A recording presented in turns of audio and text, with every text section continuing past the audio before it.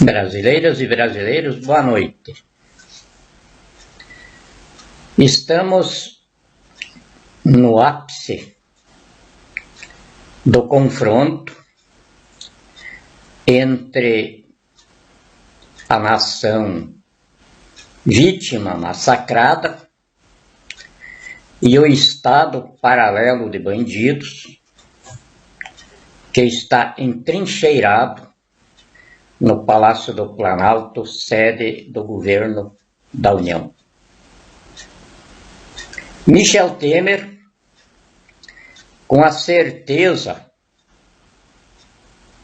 de que vai me destruir, e eu, com a confiança de que ele vai se suicidar, porque em mais de 50 anos de teatros operacionais de guerra, desde as guerras forenses até as guerras de chumbo, eu não tenho fato para descrer da lição que ensina. O herói não é o que morre pela sua causa, mas sim aquele que leva o inimigo a morrer pela causa dele. Esta sempre foi a minha diretriz no teatro operacional da luta. E outra recomendação que também sigo como um catecismo do bom senso da guerra é do budismo, o samurai usar a força do inimigo.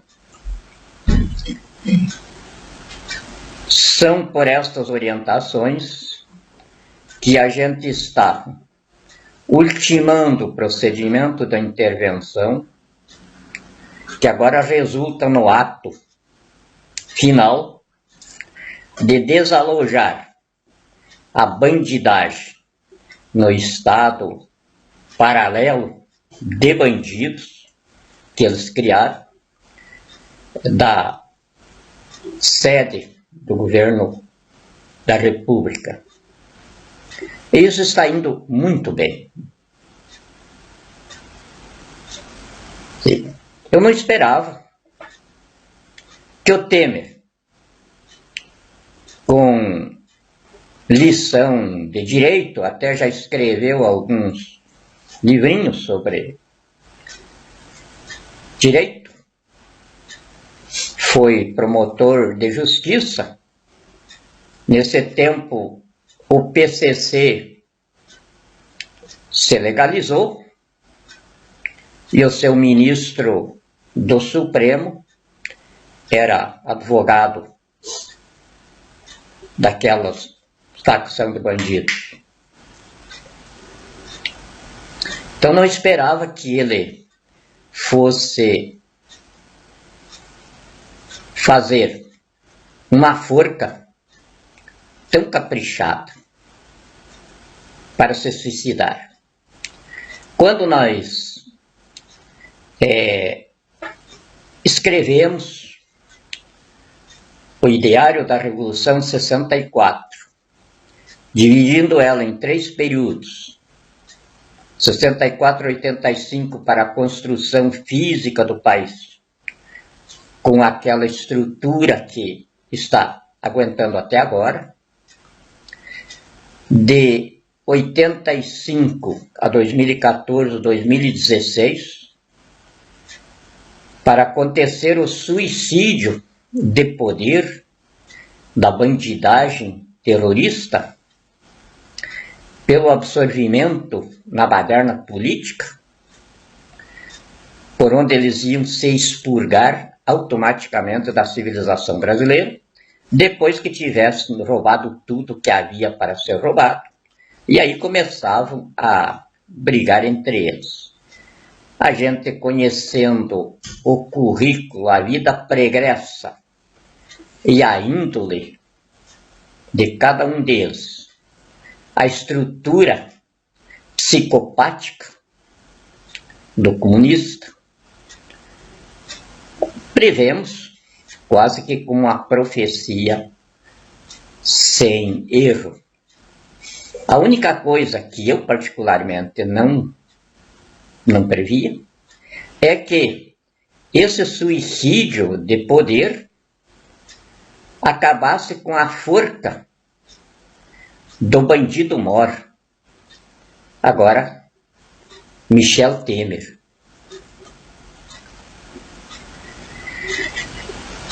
Não poderia ter havido uma composição arbitrária pior do que essa. A intervenção nos estados pela União, ela é específica no artigo 34 da Constituição da República, com a forma de definição e estabelecimento no Estado que requereu ou que invocou a mesma, no artigo 36. Está bem claro que é um processo não curto. Tem de passar pelo crivo, às vezes, primeiro, do Supremo Tribunal Federal. Tem de o governador do estado primeiro enviar a queixa à sua Assembleia Legislativa e receber dela aprovação para a solicitação da intervenção ao governo federal. Este, recebendo essa solicitação, tem de submetê-la ao Conselho da República. Recebido o parecer favorável ao pedido do Conselho da República, então ele tem de submeter o pedido à aprovação do Congresso Nacional. Congresso constituído pela Câmara e o Senado. Após a aprovação disso, então, ele faz o decreto de intervenção, nomeando o interventor com prazo determinado.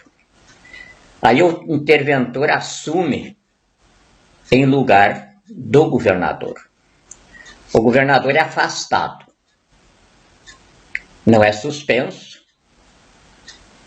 e nem exonerado. Ele é afastado por aquele tempo que precisa a ação interventorial no seu governo.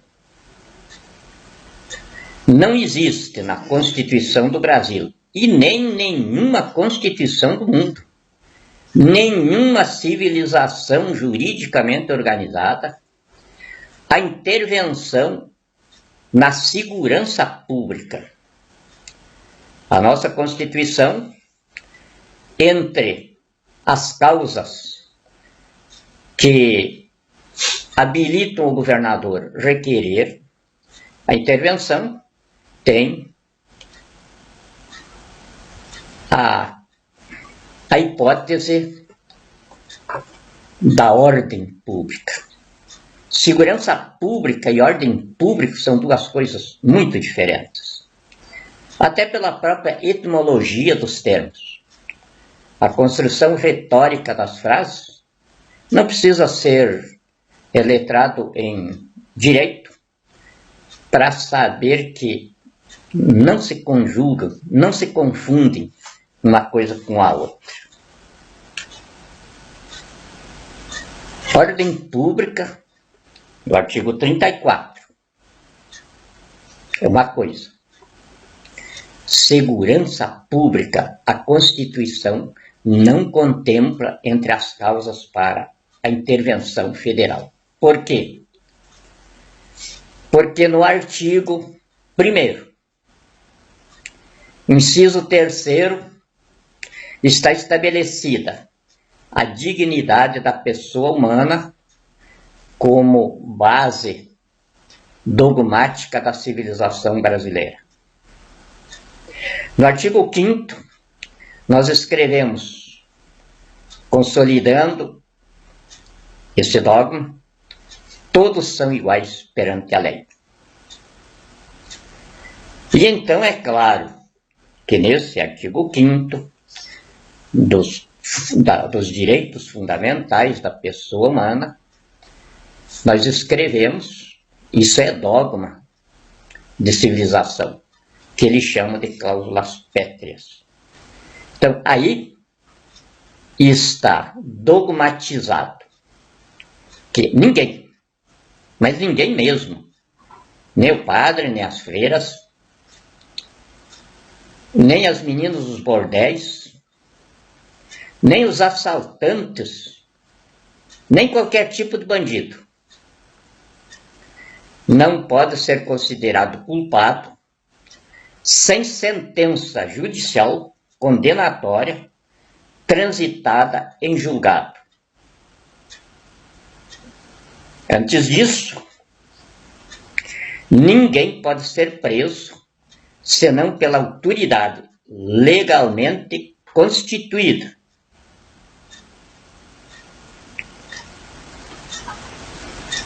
E ninguém pode ser acusado de delito sem o devido processo legal. Não era possível, então, que nós escrevêssemos na Constituição uma intervenção na segurança pública dos Estados.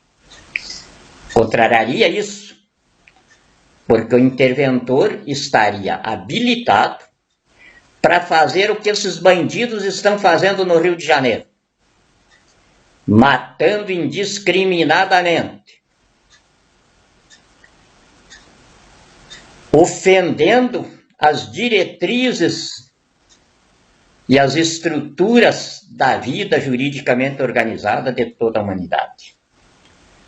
A Carta das Nações Unidas, a Declaração dos Direitos Universais do Homem, a Declaração de São José de Costa Rica, e, enfim, uma coletânea de tratados assinados ou ratificados pelo Brasil, que impedem ações do tipo que o bandido Michel Temer, com o bandido Eduardo Dias da Costa Vilas Boas, pior crápula que a farda brasileiro já aguentou.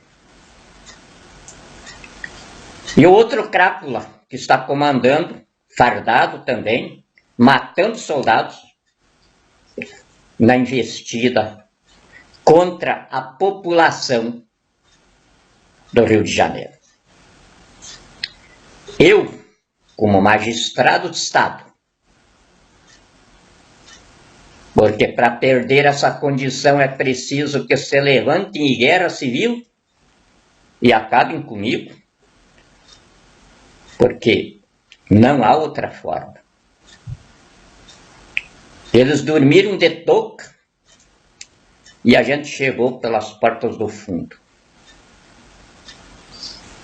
E agora eu sou o magistrado supremo do Brasil, na condição de interventor constituinte da República, que é diferente de presidente habilitado por um mandato eleitoral. Eu sou o povo no poder. O presidente habilitado por um mandato eleitoral é representante do povo. Essa é a pequena diferença.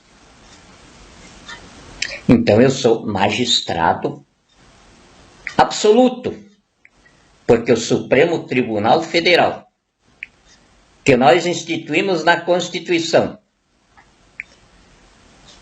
com poderes para desempenho judiciário infraconstitucional e desempenhos em sede de processo histórico no foro de soberania, está sob a égide de suspeição, porque os 11 ministros estão acusados pela Corregedora Nacional de Justiça, ministra Calmon, de que são bandidos escondidos atrás da toga. E a conduta deles comprova isso. Então eu não posso colocar nada ao oráculo da Corte Suprema, porque ela não existe ainda. É preciso fazer um expurgo no Supremo e nomear 11 ministros que estejam fora do Estado paralelo de bandidos que absorve o Supremo Tribunal Federal, a Procuradoria-Geral da República, o Congresso Nacional, a Polícia Federal e o Exército.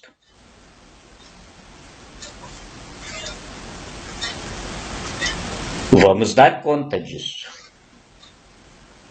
Mas é um trabalho bastante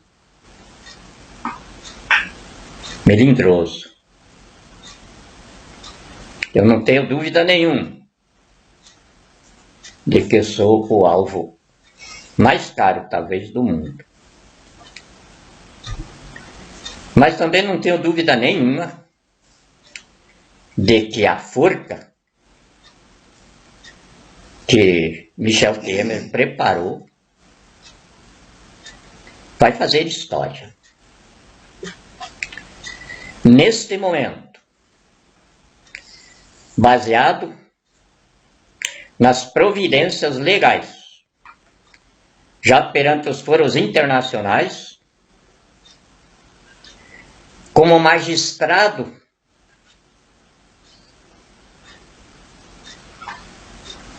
absoluto da nação, eu estou dizendo para o povo do Rio de Janeiro que a Constituição da República não faz distinção entre bandidos não presos, não acusados, não condenados, e freiras, e padres, beatos, e qualquer pessoa. E enquanto não há essa distinção absolutamente legal, que tem de começar por inquérito policial, prisão em flagrante, ou então prisão preventiva, acusação pelo Ministério Público, sumário de culpa, com absolutas garantias de provas tanto de acusação quanto de defesa, e sentença transitada em julgado, nenhum bandido, por mais facínora que seja, pode ser assassinado, até porque no Brasil não existe pena de morte. Não existindo pena de morte, Michel Temer está sumariamente condenado pelo seu próprio decreto, onde ele autoriza a sua gangue remetida ao Rio de Janeiro para matar vai responder por todas as mortes. Já estamos com os serviços de inteligência no Rio de Janeiro levantando, e já são muitas. Fotografadas, inclusive.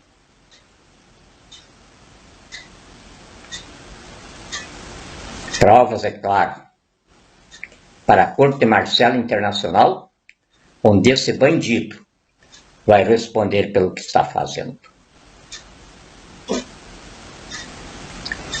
É verdade que não tem mais segurança pública no estado do Rio de Janeiro. Isso não é novo. Quem começou isso, é claro que foram os políticos, porque o princípio que se aprende nas escolas de polícia é de que, para tirar o bandido da rua, você tem de tirar do poder aqueles que, nas respectivas investiduras de autoridade, produzem a degeneração moral que os gera. Então são os políticos que produziram os bandidos no Rio de Janeiro. Mas quem organizou eles para a forma de desempenho criminoso que eles têm hoje foi Leonel de Moura Brizola. Depois veio os seus sucessores, seguindo as diretrizes dele. Garotinho,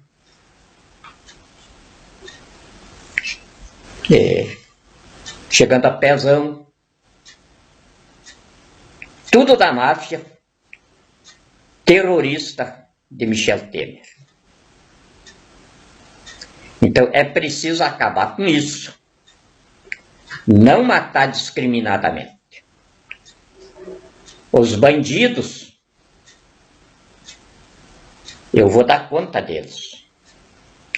Inclusive, vou sediar no Rio de Janeiro a presidência histórica da República. E quero andar pelas ruas sendo abraçado pelas crianças. Inclusive as crianças daqueles que hoje estão no banditismo e na marginalidade. Quero ser olhado por eles com respeito, mesmo que estejam presos. Mas o respeito como seres humanos que erraram e têm de parte da Magistratura Suprema do Estado o jeito legal, moral, ético e jurídico de tratá-los. Que não se confunde em absoluto com Estado paralelo de bandidos matando indiscriminadamente. É claro que eu tenho de dizer, não minha teoria, mas como magistrado de Estado, eu tenho de pronunciar a Constituição sobre a nação. E o pronunciamento da Constituição sobre a nação no Rio de Janeiro é dizer que a população massacrada pela bandidagem terrorista do poder, que se levante em legítima defesa de si, da Constituição e da pátria. E não deixem voltar essa bandidagem que estava os massacrando. Até sentença condenatória transitada em julgado. Vocês são cidadãos brasileiros, merecedores do respeito do mundo. Dentro do artigo 1º, inciso 3º da Constituição, que determina o respeito ao dogma da dignidade humana.